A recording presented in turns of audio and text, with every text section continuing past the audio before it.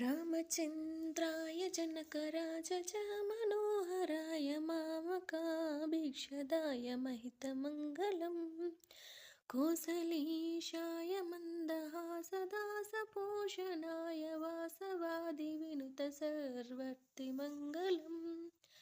चारुकुङ्कुमोपेतचिन्दनानुचर्चिताय हारकटकशोभिताय भूरिमङ्गलम् ललितरत्नकुण्डलाय तुलसीवनमालिकाय जलजसदृश्याय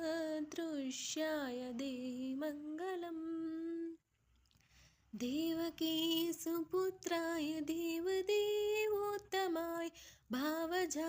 गुरुवराय भव्यमङ्गलम् पुण्डरीकाक्षाय पूर्णचन्द्रवदनाय अण्डजावाहनाय अतुलमङ्गलम्